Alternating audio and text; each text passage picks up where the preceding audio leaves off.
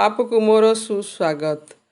पिलामाने तुम्भेमाने जानिछ आम भारत एक सुनार देश थिला। इंग्रेज मानक कबल पराधीन होई रहिथिला। आम भारत को इंग्रेज माने शासन करुथिले। पाटी फिटाइले अकथनीय अत्याचार करी चाबुक बेतरे प्रहार करुथिले।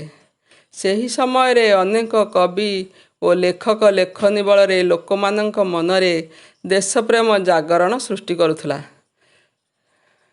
ତାଙ୍କ ମଧ୍ୟରୁ ବୀରକିଶୋର ଦାସ ମଧ୍ୟ ଜଣେ ଅନ୍ୟତମ, ଯାହାକି ତୁମ ପାଠ୍ୟପୁସ୍ତକରେ ଥିବା ଜାତୀୟ କବି ବୀରକିଶୋର ପଦ୍ୟଟିକୁ ମୁଁ ତୁମକୁ ଗାଇ ଶୁଣାଉଛି, ତୁମେ ମନ ଦେଇ ଶୁଣ। ଆମ ଏ ଦେଶର ଯଶ ବିଭବ ଦେଖି ବିଦେଶୀଙ୍କ ବଢ଼ିଲା ଲୋଭ। ଦଖଲ କଲେ ସେ ସାରା ମୁଲକ, ଦେଖାଇ ଆମକୁ ବନ୍ଧୁକ। ବୋହି ନେଲେ ଆମ ଦେଶରୁ ଧନ, ଚାବୁକ ପାହାରେ କଲେ ଶାସନ।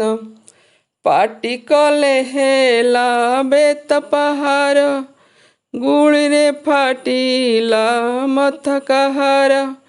ଶହ ଶହ ସ୍ୱାଧୀନତା ସୈନ ହସି ହସି କଲେ କାରାବରଣ। ଗୋରା ବେପାରୀଏ ହେଲେ ପାଗଳ, ଚଳାଇଲେ ଦେଶେ ଦମନ ଲୀଳା। ବୀରକିଶୋର ଏ ଦେଶର କବି, ଆଖିରେ ଦେଖିଲେ କଷଣ ଛବି। ଗୋରା ଶାସକଙ୍କ ଦମନ ଲୀଳା, ମନକୁ ତାଙ୍କର ଅସ୍ଥିର କଲା। ଲେଖିଗଲେ ଗୀତ ମାଳକୁ ମାଳ, ରହିଥିବ ତାହା କାଳକୁ କାଳ। ସେ ଗୀତେ ସଭିଏଁ ଉଠିଲେ ମାତି, ଗୁଳି ଆଗେ ଦେଲେ ପତାଇ ଛାତି। ସାଜିଲେ ପିଲାଏ ବାନର ସେନା, ବାହାରିଲେ ଧରି ତ୍ରିରଙ୍ଗା ବାନା। ଖାଇଲେ ଗୋଇଠା ବେତ ପାହାର, ଦେଖିଲେ ସହିବ ଛାତି କାହାର।